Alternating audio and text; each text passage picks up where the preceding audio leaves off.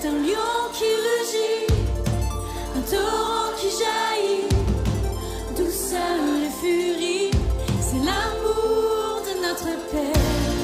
Volcan de compassion, tempête d'affection, confiance et passion, c'est l'amour de notre Père. Le Fils venu sur terre, sa mort les bras ouverts, splendeur et mystère, c'est l'amour de notre Père.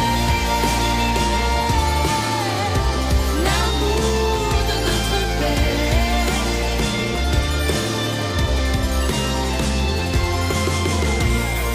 Il guérit, restaure, en vivant les morts, mon plus grand trésor, c'est l'amour de notre Père. Au feu qui dévore, baptise-moi encore, esprit, âme et corps, pour l'amour de notre Père. Il guérit, restaure, en vivant les morts, mon plus grand trésor, c'est l'amour de notre Père.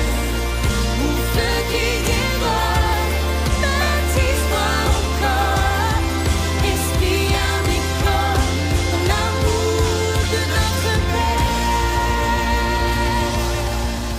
Bonjour à vous tous qui êtes à l'écoute de cette émission L'Évangile, notre espoir.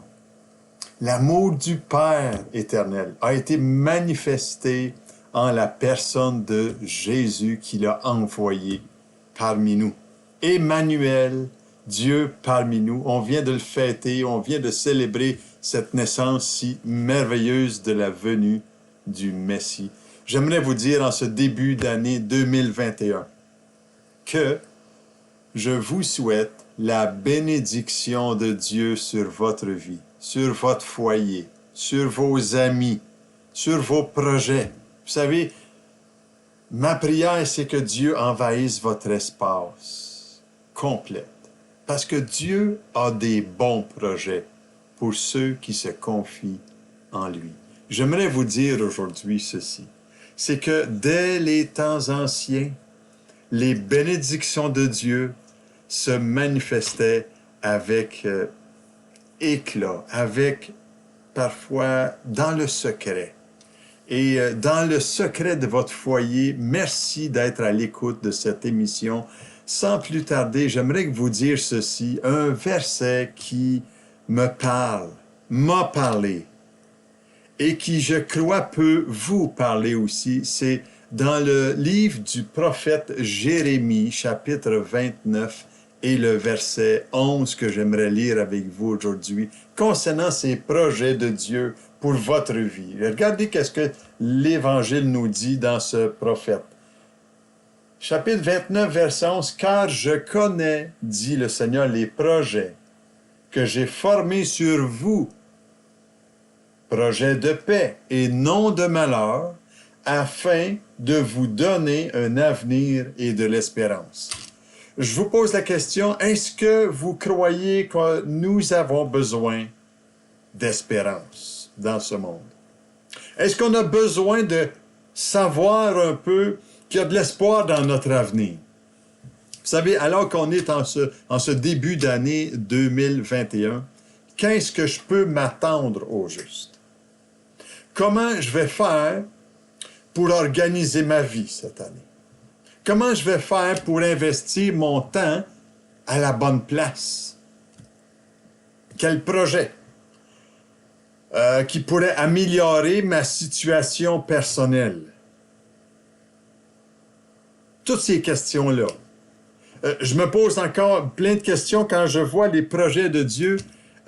Quelle serait mon implication à prendre pour mieux servir les gens autour de moi, servir mon Église? Je vous pose cette question et je me la pose en même temps. Et dans tout ça, quelle place le Seigneur Jésus aura-t-il dans mon horaire? Est-ce que tu as un horaire? Mais pour moi, vous savez, il y a des projets que je dois comprendre que Dieu prépare d'avance pour que je les mette en pratique dans ma propre vie. Il y a une chose qui est sûre, cher ami. Dieu est vraiment décidé à accomplir ses projets dans notre vie. Il ne change pas d'idée, lui, continuellement, selon ses émotions, mais ce qu'il projette, il l'a résolu dans notre vie. Il veut l'accomplir dans notre vie. Il est résolu de le faire dans notre vie. Et c'est ce qui nous affirme dans le texte que nous venons de lire. Vous savez, quand on lit un texte des Écritures comme cela, il est important de comprendre le contexte, de comprendre la Bible, de prendre ce texte et le laisser dans son contexte. Et ces promesses d'espoir que Dieu donne, des projets qu'il a lui formés, c'est des promesses d'espoir qui sonnent vraiment drôles dans la façon dont le prophète s'exprime ici. Vous savez, Jérémie était un homme qui a été beaucoup éprouvé par la douleur et l'angoisse. Jérémie était l'un des plus grands prophètes de l'Ancien Testament. Il a été dans un grand impact concernant le peuple de Dieu et juste même qu'à la venue de Jésus. Et quand Jésus lui-même avait demandé à ses disciples dans l'Évangile de Matthieu de dire « Qu'est-ce que vous pensez de lui, du Messie? » Il y en a qui ont dit « Ah, Jérémie, un autre Jean-Baptiste. » Et vous savez, comme Jésus, Jérémie dérangeait les gens autour de lui. Il a parlé à plusieurs reprises, Jérémie, du jugement qui était imminent si le peuple ne se repentait pas de leur faute. Et comme Jésus, Jérémie a parlé de la destruction de Jérusalem en son temps aux mains des puissances étrangères. Et le peuple n'a pas accepté son message. Et vous savez, même encore comme Jésus, Jérémie n'a pas été écouté. Et plus Jérémie parlait et annonçait le jugement de Dieu sur la nation du peuple d'Israël dans l'Ancien Testament, plus il était méprisé par ses compatriotes.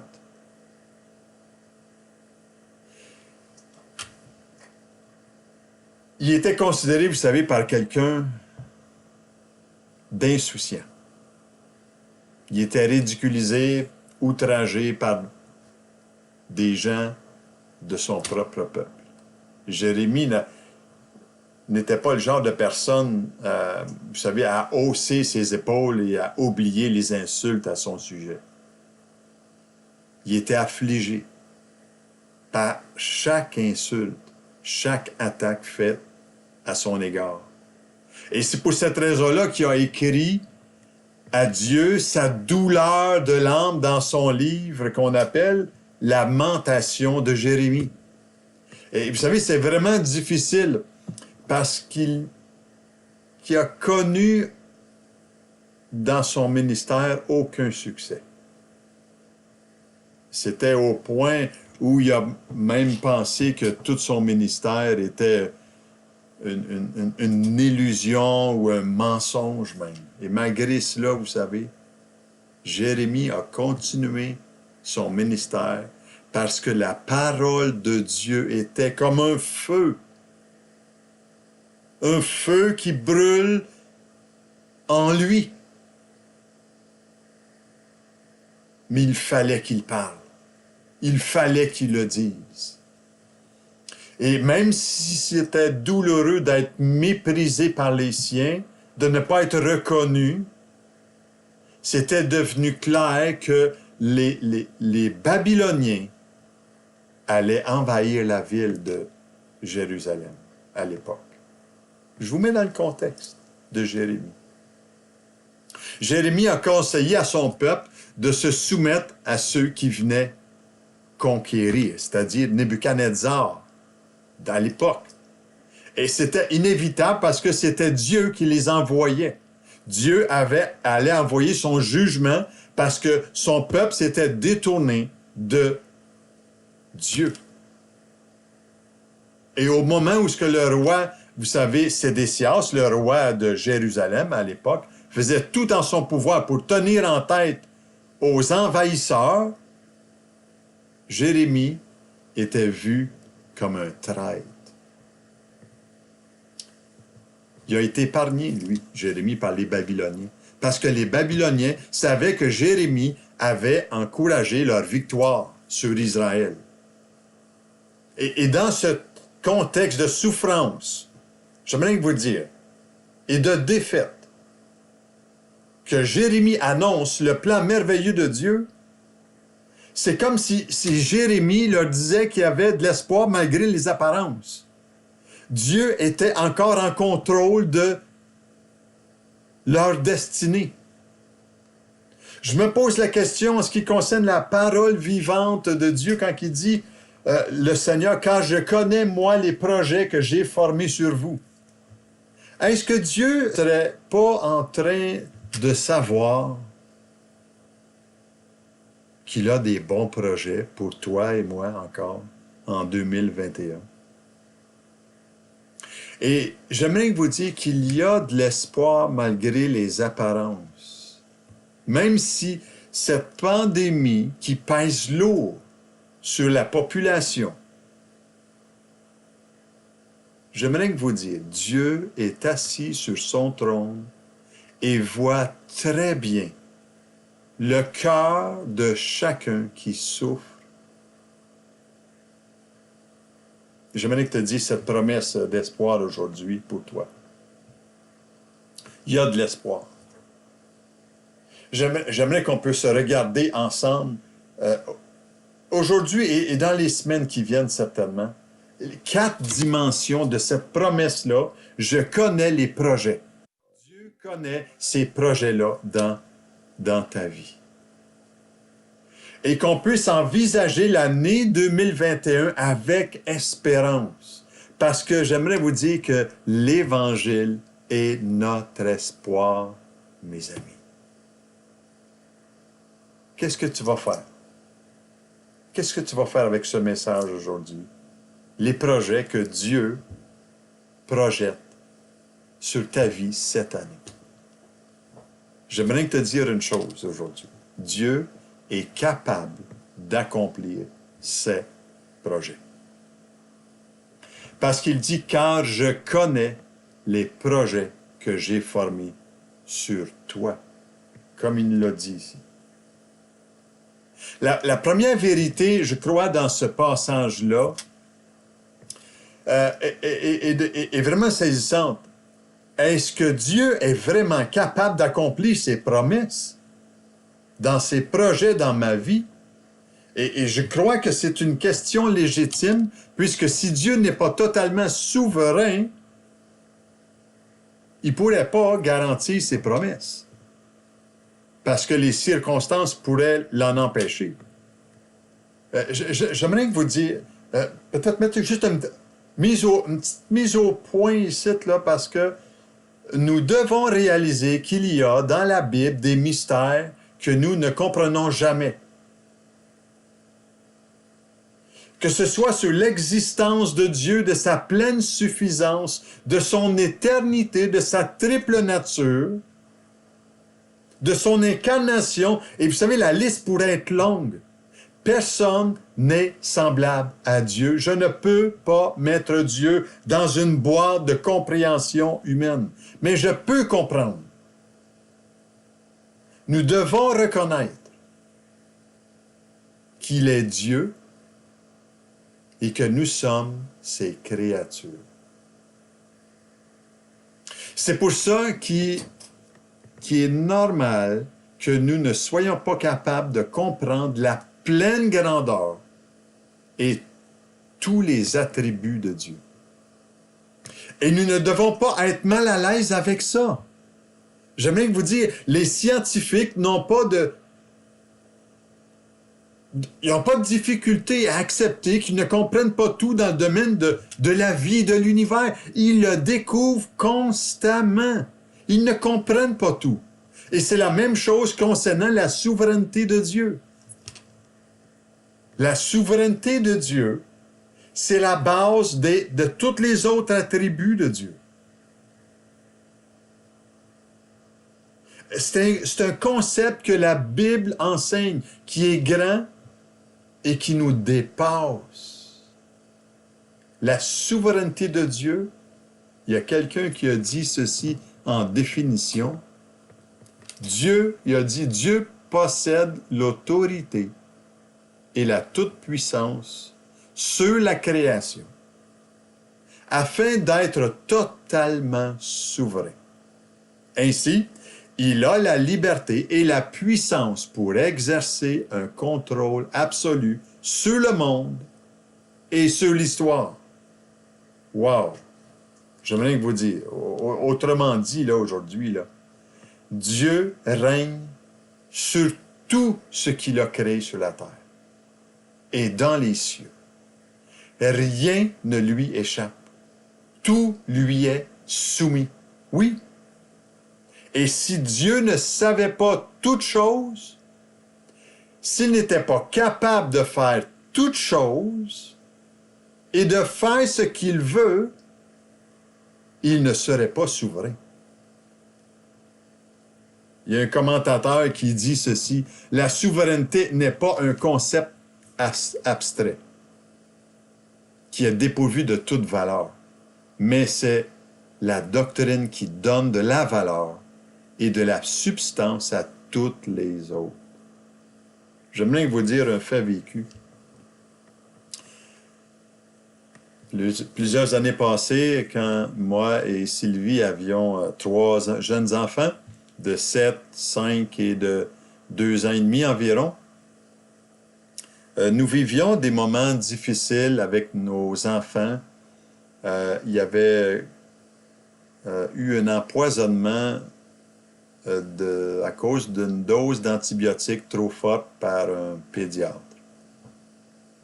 Et nos enfants ont subi une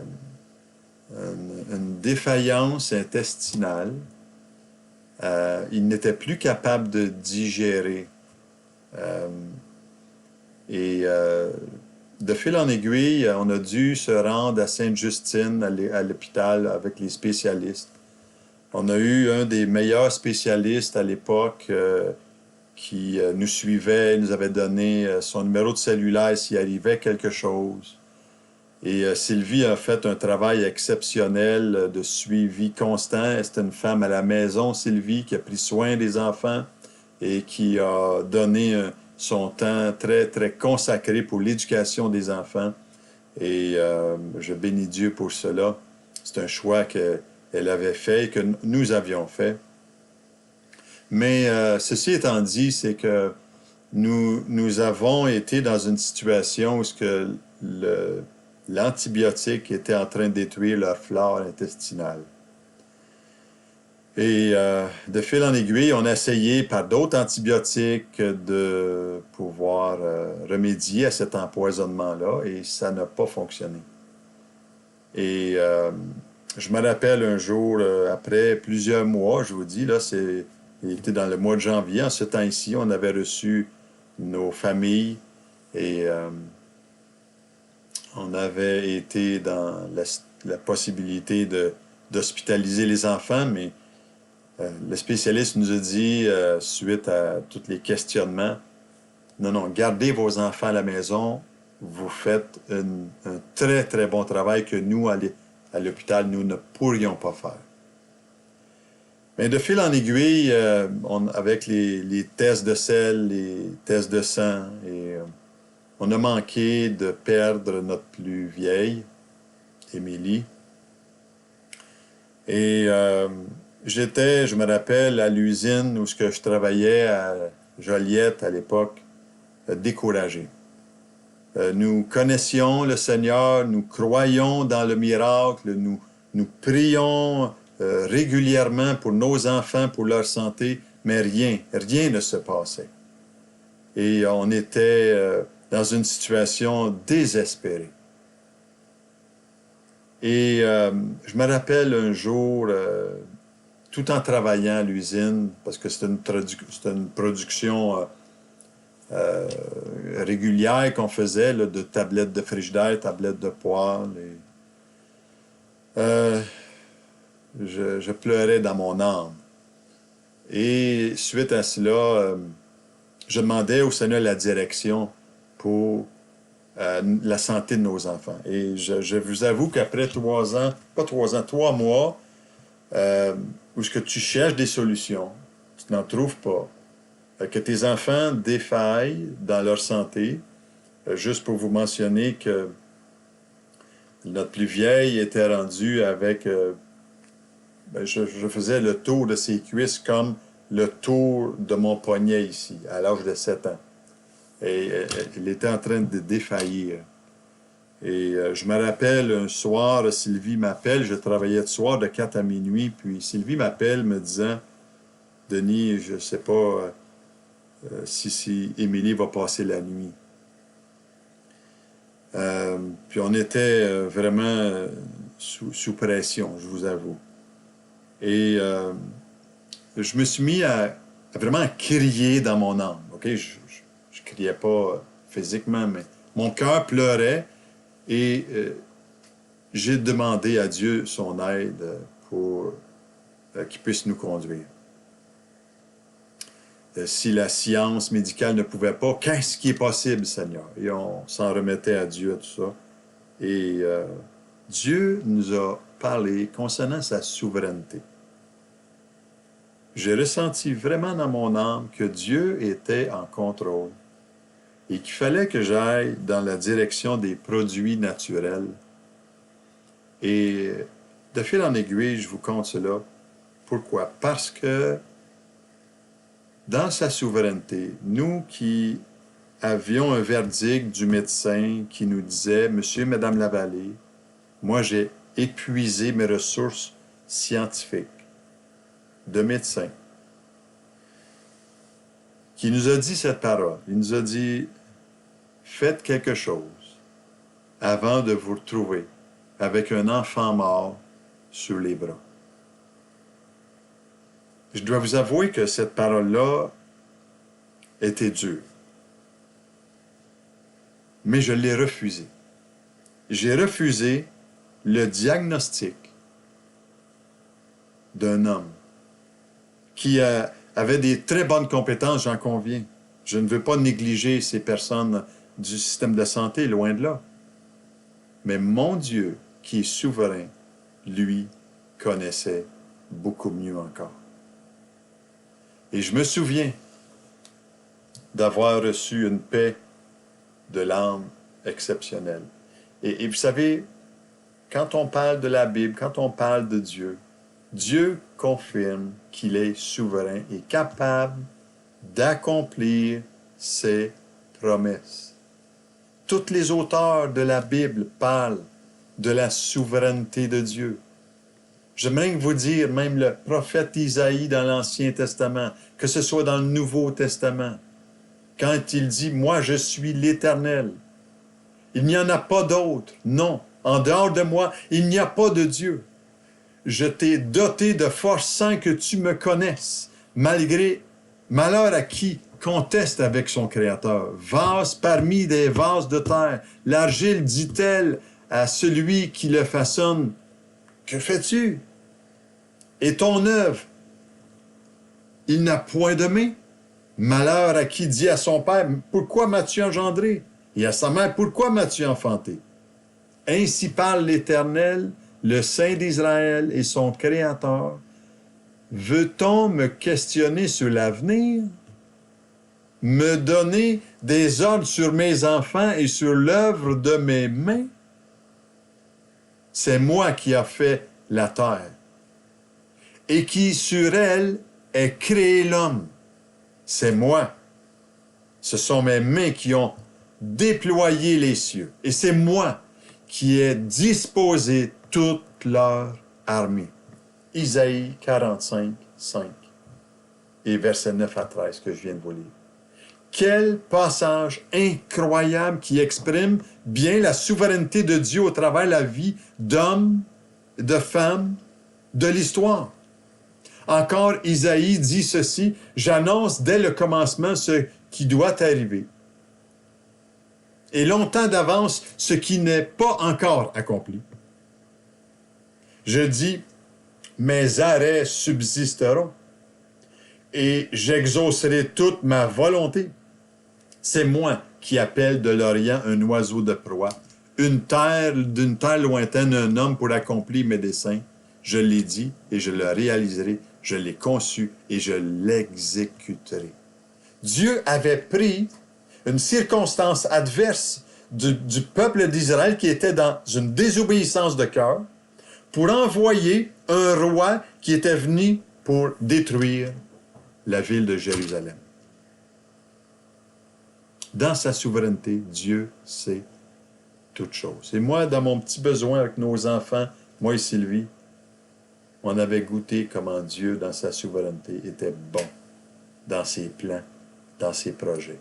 Et vous savez, les desseins de Dieu subsistent toujours. Et les projets de son cœur, de génération en génération, il est le même. Hier, aujourd'hui et pour toujours, il sera le même. Et vous savez, le prophète Isaïe avait bien reçu cette parole de la part du Seigneur, qui dit, « Car mes pensées, Dieu, mes pensées ne sont pas vos pensées, et vos voix ne sont pas mes voix. Autant les cieux sont élevés au-dessus de la terre, autant mes voix sont élevées au-dessus de vos voix et mes pensées au-dessus de vos pensées. Comme la pluie et la neige descendent des cieux et n'y retournent pas sans voir arroser, féconder la terre et faire germer les plantes, sans avoir donné de la semence au semeur et du pain à celui qui mange, ainsi en est-il de ma parole qui sort de ma bouche, elle ne retourne point à moi sans effet, sans avoir exécuté ma volonté et accompli mes desseins. » Wow! Quelle parole extraordinaire! Les voies de Dieu sont beaucoup plus grandes que nos projets à nous. J'aimerais vous dire une chose encore aujourd'hui qui prouve que Dieu est capable d'accomplir ses projets. Parce qu'il est un Dieu qui règne encore sur la vie. Ce Dieu a toujours été un être personnel qui veut nous parler par les circonstances, par sa parole, par son esprit et par le biais de personnes envoyées de Dieu dans notre vie. Il a été le Dieu d'Abraham, d'Isaac, de Jacob, de Moïse, de David, des rois de l'Ancien Testament. Il a été le Dieu d'innombrables personnes. Vous savez, ce salut si merveilleux qui un jour nous a été envoyé nous permet de pouvoir avoir cette relation avec Dieu parce que Dieu a des bons projets pour toi et moi. Mais c'est à tous ceux qui croient en lui. C'est pas différent de ma vie que de la tienne. Dieu a des bons projets. Et Dieu connaît tout de toi. Mieux que toi-même. Dès le sein de ta mère, il te connaissait. Il avait un plan pour ta vie. Il voulait se faire connaître à ta vie. Il frappe à la porte de ton cœur encore aujourd'hui. Et vous savez, malgré les circonstances éprouvantes que la pandémie nous fait sentir, Dieu connaît et veut accomplir de belles choses dans ta vie. J'aimerais te dire que même Dieu nous dit qu'il connaît le nombre de cheveux de notre tête. Il n'y a aucun détail dans ta vie qui échappe à Dieu. Ce que tu ressens, il le ressent aussi. mais il désire que tu déposes tes fardeaux à ses pieds. Il guérit encore, comme le chant nous l'a tellement dit tantôt. Il restaure encore. Il relève nos vies. Parce que Dieu est souverain sur toutes choses. Et jusque dans les petits détails de notre vie. Et c'est pour ça qu'il peut accomplir ce qu'il promet. Qu'est-ce que tu vas faire cette année? Des projets que Dieu projette sur ta vie. Oui, oui, Dieu nous projette de bons projets. Quand je connais les projets, il les connaît, ces projets-là.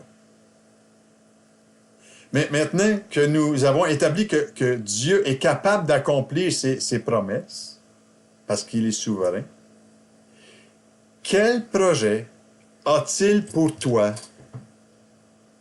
selon le prophète, de qu'est-ce qu'il dit aujourd'hui? Ce texte tellement riche de sens. Quand je connais les projets que j'ai formés sur toi, dit le Seigneur. Projet de paix et non de malheur. Et vous savez, il répond qu'il y a des projets de paix dans ta vie. Pas le contraire. Et vous savez, trop de gens aujourd'hui ont peur de la volonté de Dieu. Vous savez, la plupart des non-croyants ont peur du plan de Dieu. Et ils ne veulent pas lui donner leur vie, de peur que Dieu leur fasse du mal, ou que ça fasse trop mal de changer ma façon de penser. J'aimerais que Dieu n'a pas des projets de malheur pour ta vie. Il ne veut pas notre malheur, il veut notre bien. Et la plupart des gens sont convaincus qu'ils sont mieux placés pour faire de meilleurs choix que Dieu.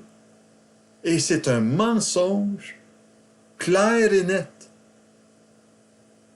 Dieu, dans sa nature, a des bons projets. Et dans la nôtre, dans notre nature, on ne peut pas, on ne veut pas sacrifier nos propres désirs, même si nous voyons que Dieu a des promesses, là. J'aimerais te dire, Dieu nous a conçus pour lui, avec une portée éternelle. Il a mis dans nous la pensée de l'éternité. Même si parfois on a de la difficulté à saisir tout cela. Et dans le psaume 139, vous savez, Dieu dit qu'il nous a formés pour être dès le sein de notre mère. Et il nous a formés. Il y a des bons projets pour nous. Il a écrit les jours de notre vie dans un livre. Il y a de riches bénédictions chaque jour, comme le sable de la mer. Il nous assure d'agir en notre faveur si nous lui faisons confiance, pleinement confiance. De même, l'apôtre Paul, il avait compris cet homme qui persécutait l'Église, qui n'était pas un homme qui servait Dieu, mais qui servait une religion. Il a écrit dans Éphésiens, chapitre 2, verset 10, qu'il avait découvert qu'il avait été une créature faite à l'image de Dieu, créée pour pratiquer les œuvres de Dieu, le plan de Dieu, les projets de Dieu. Et vous savez, tout au long du psaume 139 que je vous encourage à lire aujourd'hui, allez lire ce psaume. Les pensées de Dieu nous sont impénétrables et nombreuses, et je serais incapable de les compter tellement leur nombre est grand. Dieu a tant de pensées, de détails, de projets pour toi et moi encore aujourd'hui. Il y a tant de projets pour chaque partie de notre vie. Si on pouvait les compter, ils dépasseraient le nombre des grains de sable de la terre. J'aimerais te dire, si on n'a pas confiance dans le plan de Dieu, nous n'aurons pas confiance en lui pour l'accomplir non plus. Nous n'aurons pas non plus confiance en lui quand on passera à travers des épreuves. Soit tu lui fais confiance, ou soit que tu ne lui fais pas confiance. Soit l'un, soit l'autre. Mais qu'est-ce que tu veux faire avec les projets que Dieu a formulés à ton égard? J'aimerais te dire en terminant que Dieu est capable d'accomplir ses projets. Il possède toute l'autorité et toute la puissance pour le faire. Mais cependant, il veut que tu y participes, que tu viennes à lui. Dieu a des beaux et des grands projets. Et tu n'as pas besoin d'avoir peur, parce que dans sa paix, tu peux trouver un réconfort même dans la souffrance que tu peux vivre, dans la solitude, dans l'angoisse qui peut t'envahir. Je termine avec cela aujourd'hui. La semaine prochaine, on va poursuivre avec ce projet de Dieu, ce projet de paix que Dieu a pour ta vie. Mais j'aimerais que tu puisses porter attention à ce chant qui nous dit « Mon espoir » pour t'approcher de lui aujourd'hui. Prends ce temps précieux et que Dieu te bénisse en ce début d'année 2021. Lumière dans ma nuit, paix pour mon âme. Tu es mon refuge, tu restes fidèle. Lumière dans ma nuit.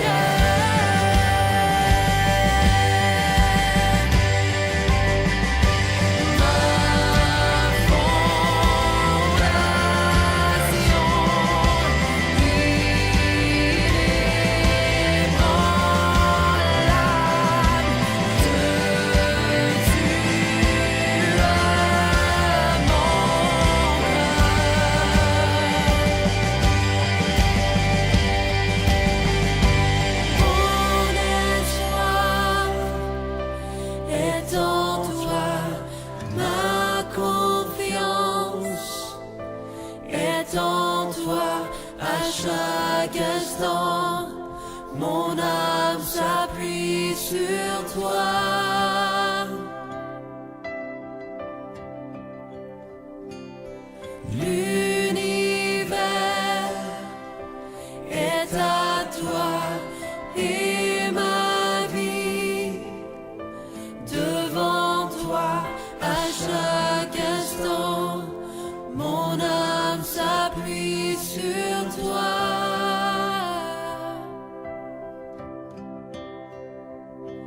À chaque instant.